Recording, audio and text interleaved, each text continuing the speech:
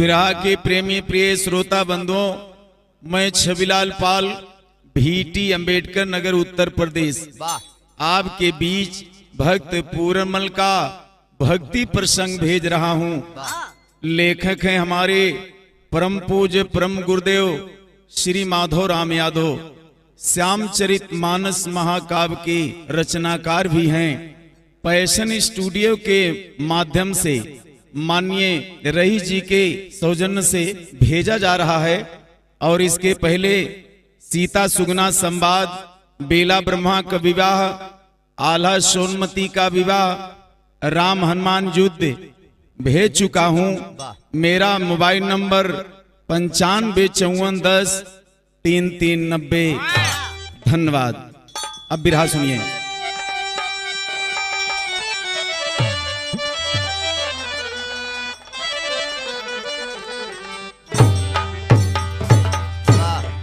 जय जय जग जननी जगदम्बा, महफिल बीचे धरूं कदम्बा, माता कहवा किहू बेलहम्बा, अम्बा पार लगावा परी भंवर में ना।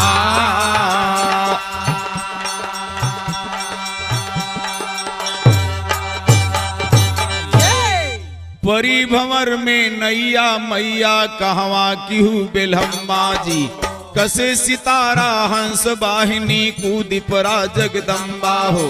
जब जब समय पड़ी बालक पे राखी आए धर्मा हो, बास करा हृदय माँ हमरे पकड़ाया कलम्मा हो।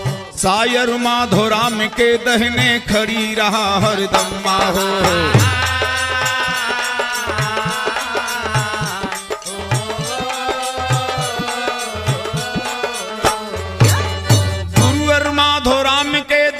खड़ी रहा हरदम्मा हो।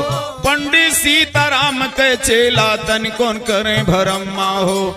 लिखे निराला ज्ञान छान मौजा बनमई मकम्मा हो। उत्तर पावर हंस आए लहरे बिजली के खंभा हो। दक्षिण सीता कुंड ताल में खिलता कमल यगम्मा हो। माधो राम के चेला महफिल बीच खड़ा निभरम्मा हो।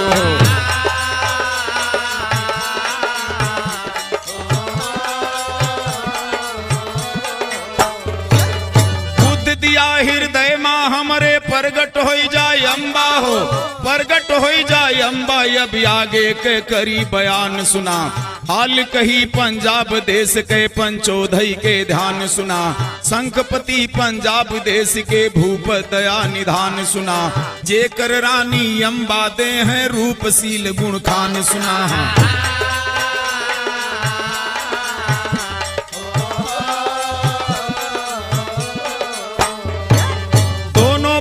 के पीछे माँ रहा एक संतान सुना। नाम रहा पूरनमल जे के रहा रूप के खान सुना। 60 बरस के शंखपति भय अब तो उम्र बुढ़ान सुना।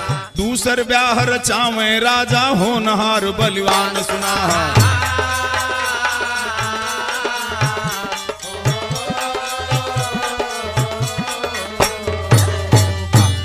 ए भैया, पंजाब देश के राजा शंखपति उम्र 60 साल बा और देखा 16 साल के रानी से ब्याह करता है। धनुष बाण चलावे में बड़ा निपुण रहे भैया। धनुष के बल से देखा राजा शंखपति रानी फुलंदे का जीत लेता है। तो देखा दोनों जन के ब्याह होत बा कैसे भैया। लटका में कहना है,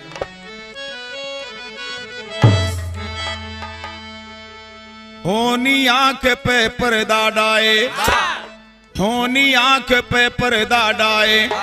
अरे राजा दूसर ब्याह रचाए, रानी फूलंदे का लाए। सैलानी ना रानी फूलंदे का,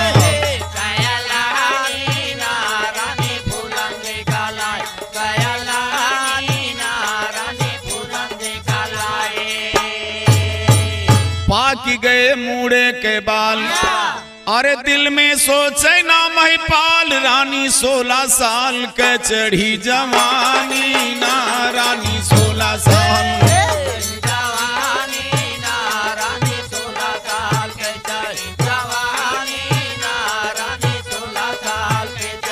जवानी ना। रानी 16 साल के चढ़ी। जवानी ना रानी 16 साल के चढ़ी, जवानी ना रानी 16 साल के चढ़ी। ए भैया राजा गए मिले की तैया, अरे रानी कहे पकड़ के बहिया, कह भाई एक बात हम सैया लिया मानी ना, कह भाई एक बात हम लिया मानी ना, कह भाई एक बात हम लिया मानी ना, कह भाई एक बात हम सैया। जब फुलंदे रानी भैया आई राजा के घर में, एक औरत को देख करके फुलंदे रानी घबराएगी, कहे से कि मामला है सवतिया झार वाला फंसा था। ए भैया तो राजा शंखपति से देखा फुलंदे रानी रात में का कहा तही, राजन माना मोर सलाह, अरे घर में है सवत कई डाह, टेढ़ी कई की चले निगाह, दुख समानी ना टेढ़ी कई के चले है।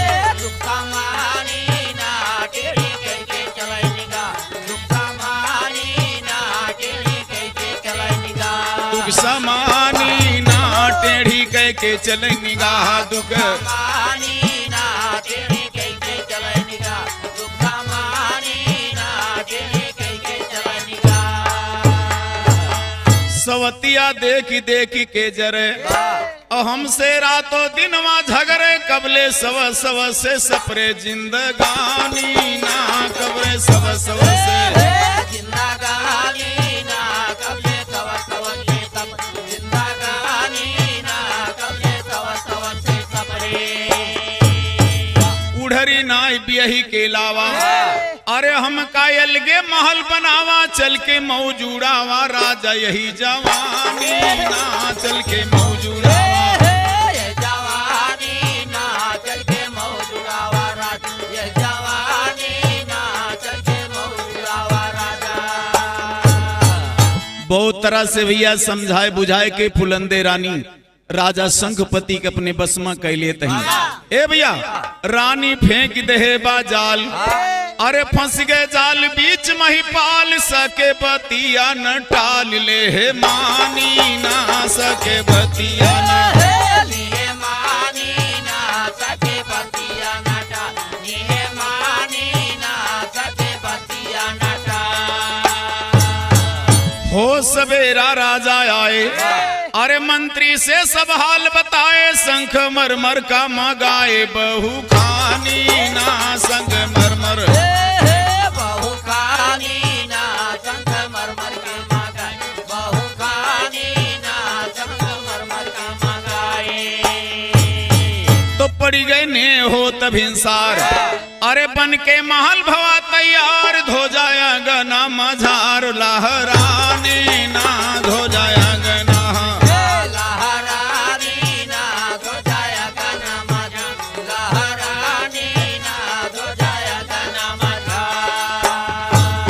सारा काम भवा जपूर, अरे राजा भय खुशी माचूर, गए रानी के हजूर बरदानी ना, गए बरदानी ना, गए रानी के हजूर, बरदानी ना, गए रानी के हजूर, बरदानी ना, गए रानी के हजूर बरदानी ना, गए रानी के हजूर, बरदानी ना, गए रानी के हजूर।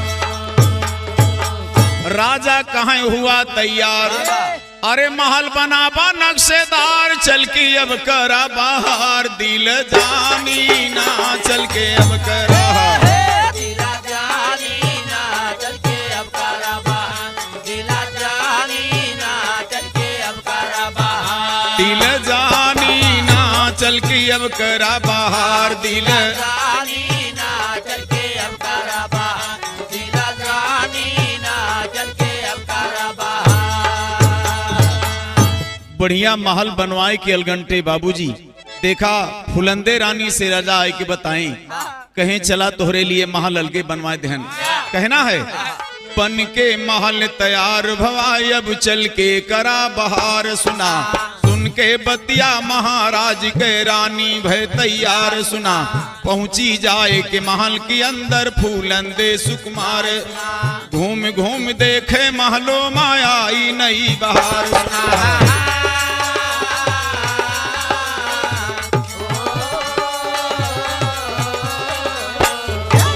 घूम घूम देखे महलो माया आई नई बहार सुना।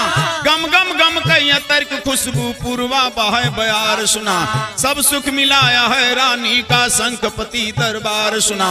एक बात का फूलंदे की चिंता यह अपार सुना है।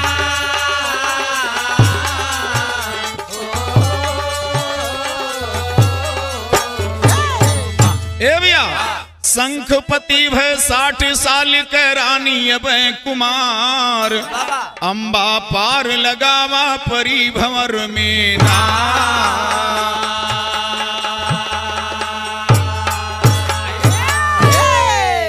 भैया बुढ़ौती में तो बियही की जरूर लाएं, लेकिन भैया आगे देखा बड़ी गड़बड़ कहानी बा।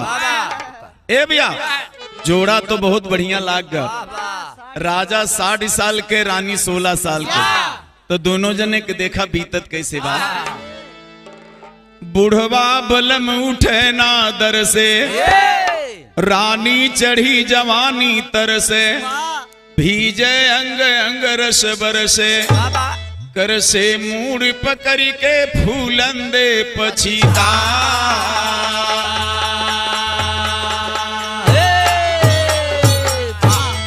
फूलंदे पछिता तो महल माँ कैसे कटे उमरिया हो।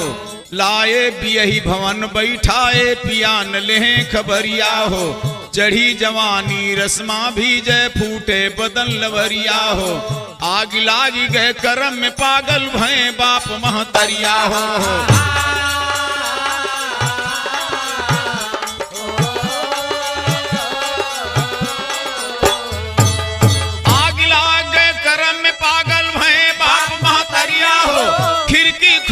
बैठ निहारे सारी रात कंवरिया हो। पड़ी सेज पे दहिया तोड़े पिया के लखे डगरिया हो। कबों भूल माँ चला जाए तो कहाँ रे पकड़ कमरिया हो। आग लागी रानी के तन माँ यंग फुटे लवरिया हो।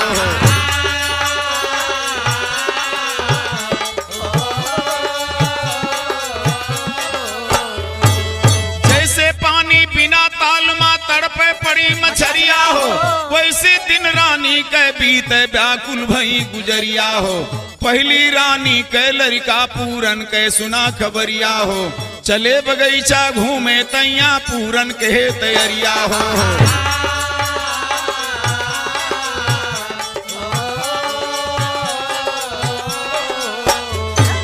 बैठे घोड़े पे पूरन मल पहुंच गए फुलवरिया हो।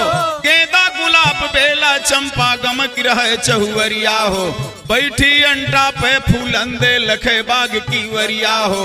पड़ी अचानक महारानी के पूरन मल पे नजरिया हो। देख सुरतिया पूरन मल के पागल भई गुजरिया हो।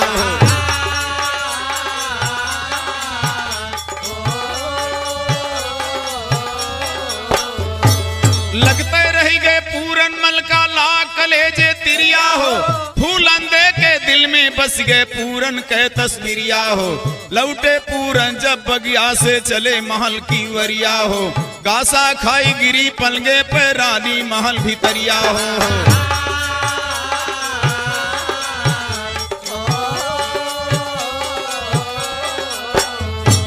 खोली झरोखा उठ उठता के कहवा गया संवरिया हो। शायर माधो राम लिखे भैयन के ताबे। एक दिन संजोग के बाद देखा पूरनमल बगीचा में बाबूजी टहले गए रहे और संजोग से अपने अंटा पर से फुलंदे रानी देखत रहे। और जब पूरनमल का देखी भैया तो मोहित हो गई। एकरे पहले पूरनमल का ना देखे रही। जब अपने अंटा पर से देखी तो पूरनमल पे मोहित हो गई। और जब पूरन बगिया से अपने अंटा पे यानी घर चले आए तो देखा फुलंदे रानी व्याकुल हो गई। तो कैसे गावत है भैया। आए हरे राम महल के भीतरा, हेरे राम महल के भीतरा व्याकुल हो गई माया नवा महल के भीतरा।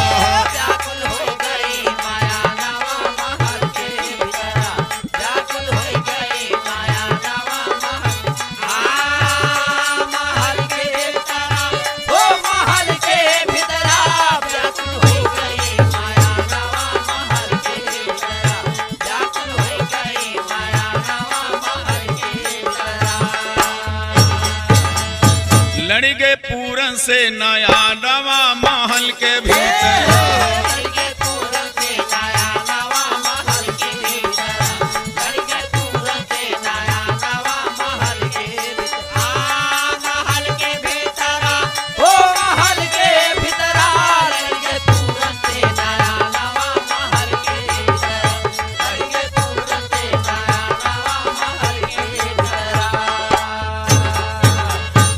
देखी बगिया माँ पूरन का फूलन दे महारानी, मोहित तो भय बेटवा के ऊपर, अरे रानी भाई दीवानी, धानी सोच अपने मानवा महल के भीतर।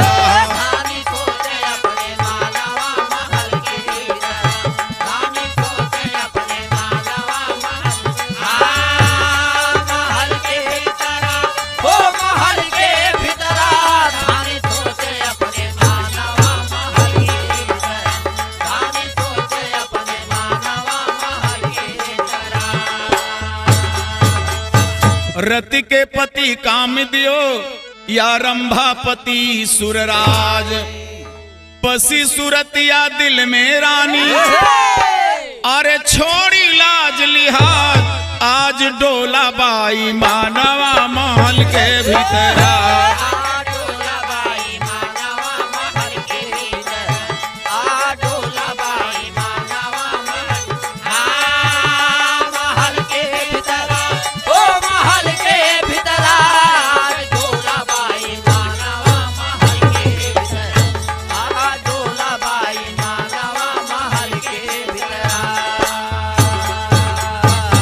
पूरनमल भैया अपने अंटा पे चलाएं, लेकिन फुलंदे रानी उनके बिना तड़फड़ात ही। और कैसे तड़फड़ात ही? कहाँ चला गए निर्मोहिया, तई के हम कादर सनवा, चढ़ी जवानी रस में भीजे, अरे अंग अंग चढ़े मदनवा, जनवा लई गए बेईमानवा महल के भीतर।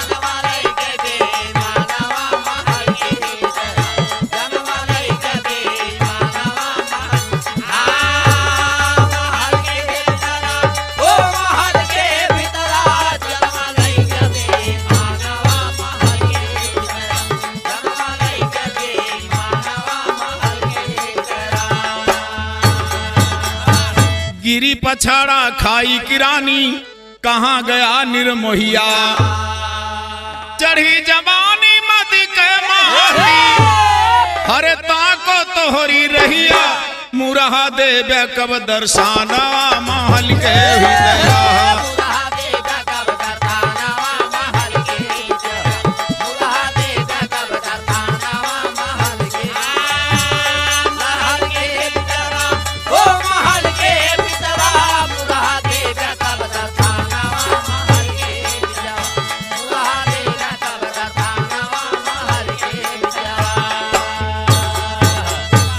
देखा भैया, जहां तक बर्दाश्त कर सकी कहीं एकरे बाद प्रेम में पागल हो गई, और तुरंत दासी का बुलाए के बाबूजी देखा का बताओ तही। लटका में कहना है भैया, बाबा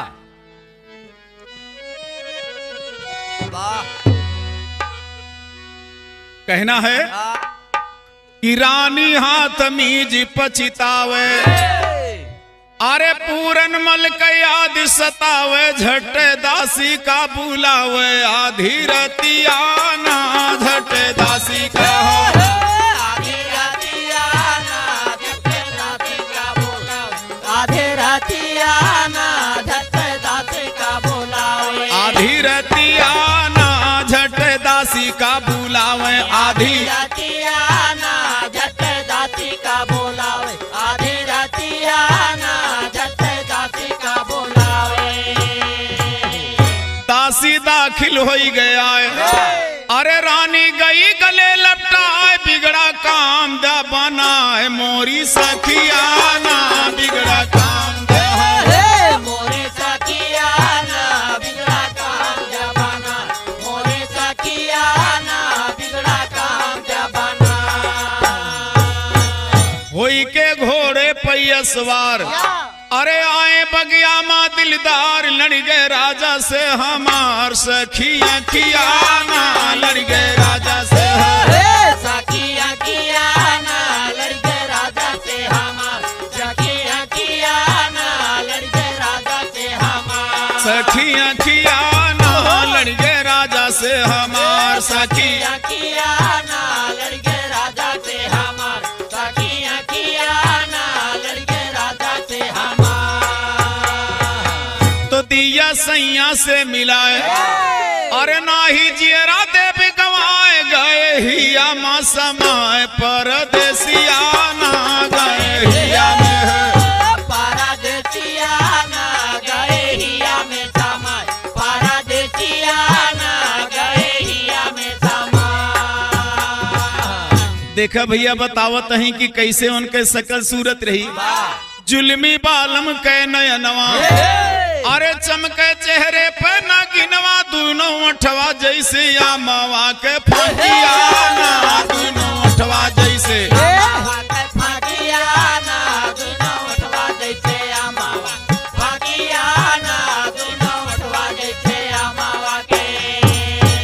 झलक दिखाई गए निर्मोहिया अरे बैठी यही निहारत रहिया लागे मोहिया मैं निहारो जब से बगिया माँ लागे मोहिया में जब से बगिया ना लागे मोहिया मैं निहारो जब से बगिया ना लागे मोहिया मैं निहारो। इस सब बात सुन के भैया दासी तो समझ गए दासी समझत बा कि पूरनमल के अलावा और क्यों ना रहा ये तो मामला बड़ा गड़बड़ होत बा।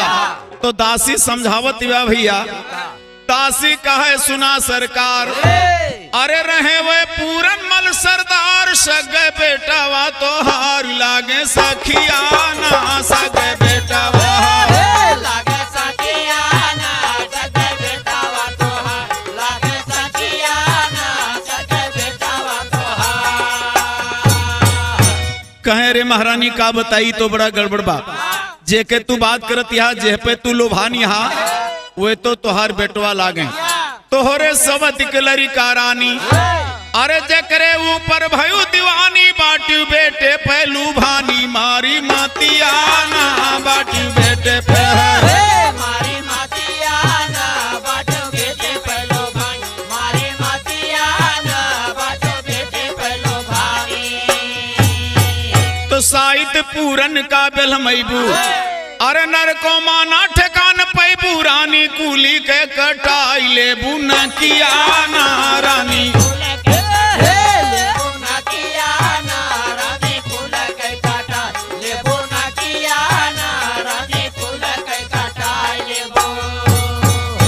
कहीं महारानी का बताई हुए तोहरे शवत के लड़का जेकर नाम पूरन मलबा वही पूरन मल रहे तोहर बेटवा लागे ये स्नेत न बिगाड़ा लेकिन कहना है कि तोहरे ना ही शरम योहानी अरे बाटू बेटे पे दीवानी लागे आग यही जवानी पड़े चकिया ना लागे आग यही पड़े चकिया ना लागे आग ये जवानी पड़े चकिया ना लागे आग ये जवानी।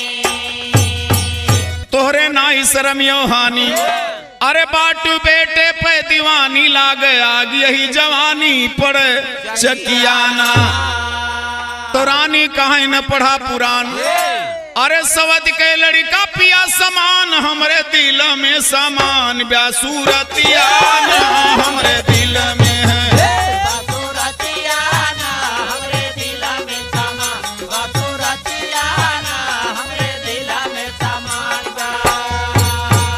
देखा भैया बेटवा लागे लेकिन वहां पे ध्यान ना देते ही वे प्रेम में पागल भय हैं लेकिन कहत कहाँ है दासी का डांटत ही कि हमका विद्या ना सिखलावा हमका हर वहर जिन पढ़ावा।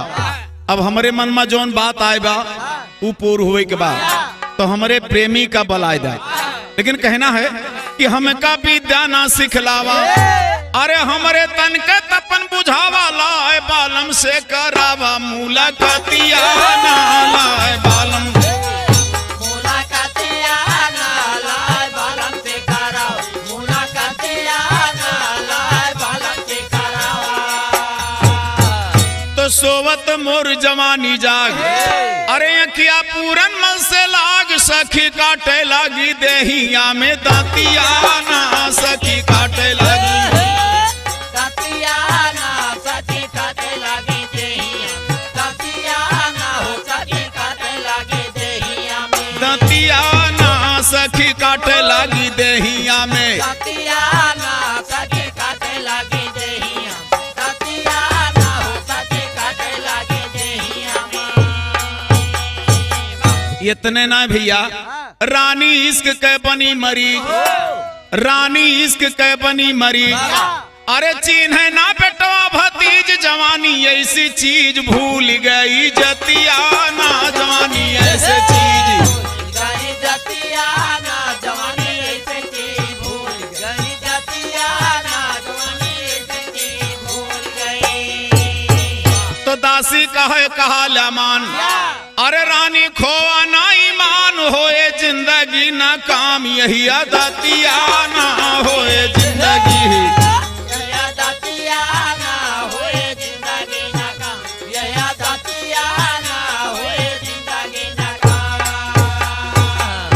दासी तो नीक समझावत बिया भैया, लेकिन दासी के बात रानी के समझ में ना आवत बा भैया। लेकिन हुआ क्या ए भैया, तो रानी गई जितियाए, रानी गई जितियाए।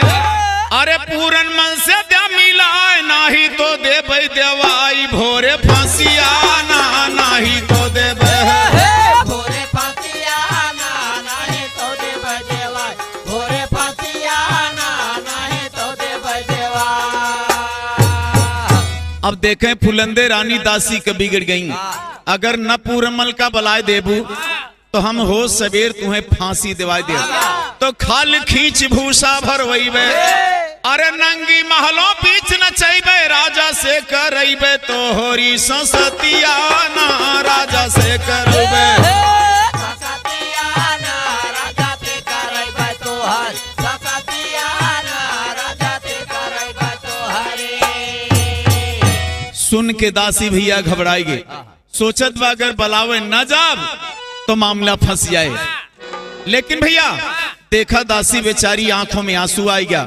लेकिन रात के समय बा, अब देखा भैया पूरमल का संदेश देवे जात का कहना है कि सुन के रानी के फटकार, अरे दासी करने लाग विचार हो गए जाने को तैयार, फिर गए मातिया ना हो गए जाने को।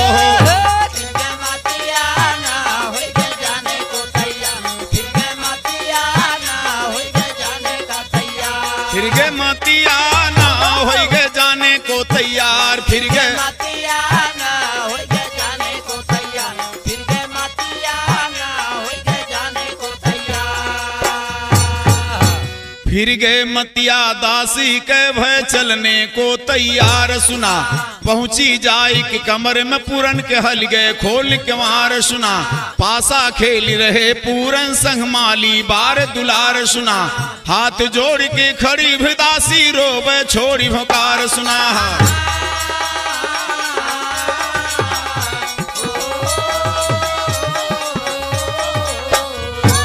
रोए रोए बतिया कहाँ लगी है पूरन मल सरदार। सुना तुम्हें बुलाए रही महलो माँ मौसी आज तुहार। सुना ना उम्मीद है बचने का रानी पड़ी बीमार। सुना चल के देख दिखाई अवा फिर काह करें करतार। सुना